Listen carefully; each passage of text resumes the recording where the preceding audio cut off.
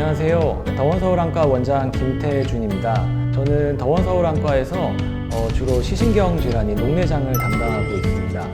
녹내장의 치료에 대해서 말씀드리도록 하겠습니다. 치료에는 크게 세 가지가 있습니다. 약물, 레이저, 수술입니다. 일단 먼저 약물에 대해서 말씀드릴 텐데요.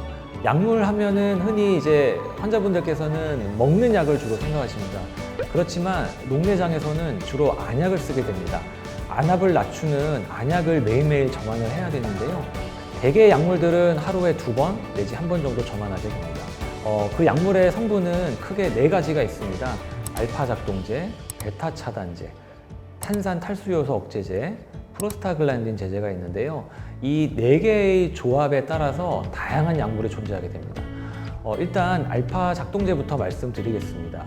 알파 작동제는 일단 아이들한테는 주로 사용하지 않습니다. 아이들한테 사용하게 되면은 폐부종이라는 무서운 질환을 유발할 수 있어서 좀 사용이 제한되게 되고요. 이 약은 가끔 또 충혈을 없애기도 해서 많은 분들이 선호하기도 하는데요. 사실 녹내장 약은 장기적으로 사용하게 되면 충혈이 조금 증가하기 때문에 이 부분은 알고 계셔야 할 듯합니다. 그리고 베타 차단제도 많이 쓰이는데 이 약도 주로 1번 내지 2번 점안하게 됩니다. 그런데 이 약물은 심장 이상이 있거나 천식이 있는 분들한테는 제한이 되게 됩니다. 심장 이상이라면 부정맥이나 심부전이 있는 분들을 얘기하는 것이고요. 천식이 있는 분들 같은 경우는 이 약을 쓰게 되면 천식이 심해지기도 합니다. 그리고 프로스타글란딘 제제 같은 경우는 하루에 1번, 주로 저녁에 1번 점안하게 되는데 이렇게 1번 넣게 돼서 장점이 크지만 외모 부작용이 있다는 게 또 중요한 사항이 되겠습니다. 외모 부작용이라 하면 이제 속눈썹이 길어지고 충혈이 좀 심해지고 아니면 눈이 좀 들어가 보인다거나 하는 부작용인데요. 이런 부작용들은 약물을 끊으면은 사라지는 부작용이 되겠습니다. 그래서 이런 다양한 약제들을 환자분 상태에 따라서 의사가 그걸 파악을 하고서 적절한 약제를 사용하는 것이 중요하고요. 이런 약물들을 사용해서 약을 쓰기 전에 안압에서 최소 20에서 많게는 30%까지 안압을 떨어뜨리는 게 주로 목표로 알고 계시면 되겠습니다. 그 다음에 이제 치료를 하게 되는 것이 레이저인데요. 레이저에는 크게 2가지가 있습니다. 홍채 절개술이 1가지고 그 다음에 섬유주 성형술이 되겠는데요. 홍채 절개술 같은 경우는 폐쇄각 녹내장의 경우에 시행하게 됩니다. 폐쇄각 녹내장의 경우에는 우리 눈 속에서 방수의 흐름이 원활하지 않아서 그 방수의 흐름을 원활하게 하는 게 목적입니다.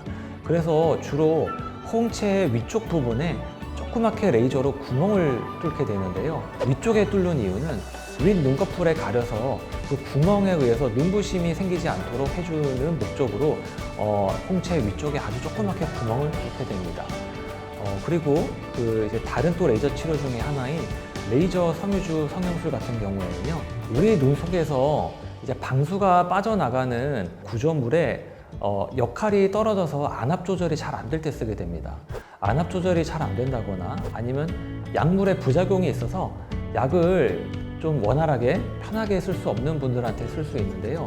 방수가 빠져나가는 구조물에 레이저를 가해서 그 방수가 훨씬 빠져나가기 용이하게 하도록 하는 치료가 되겠고, 이런 치료는 특별히 불편감이 없기 때문에 요즘 많이 사용하고 있는 치료 방법 중에 하나가 되겠습니다.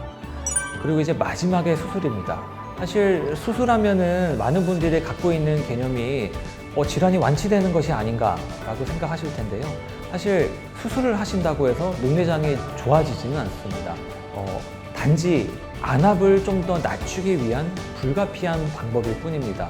수술을 한다고 해서 시신경이 좋아지는 것은 아니라는 것을 반드시 알아두셔야 합니다. 이런 수술에는 크게 전통적으로 하는 수술이 섬유주 절제술과 방수 유출 장치 삽입술이 있습니다. 섬유주 절제술이라는 것은 말 그대로 섬유주, 우리 눈 속에서 이제 방수가 빠져나가는 구조물의 일부인데요. 이 섬유주 일부를 절제를 해서 눈 속과 눈 외부의 교통로를 만들어주는 것입니다. 그래서 그 교통로를 누공이라고 하는데요.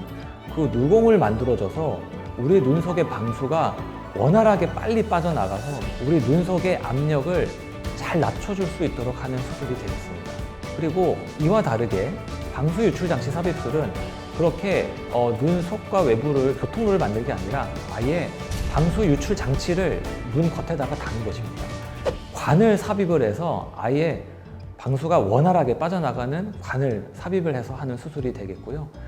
대부분의 경우에 섬유 절제술을 해서 실패하는 경우에 방수 유출 장치 삽입술을 하게 되는 것이 보통의 경우가 되겠습니다. 그리고 이제 최근에는 이제 뭐 제니라던가 아이스텐트 등의 최소 침습적인 수술이 많이 대두되고 있는데요. 반드시 좋은 것만은 아닙니다. 이렇게 여러 가지 수술 방법이 있는데 환자분들의 녹내장 상태 그리고 안압의 정도라던가 뭐 나이나 그런 것에 따라서 의사가 이제 적절한 수술 방법을 선택하는 것이 중요하다고 보겠습니다. 지금까지 이렇게 집중해서 관심 가지고 봐주셔서 감사드립니다. 다음에 또 찾아뵙겠습니다. 감사합니다.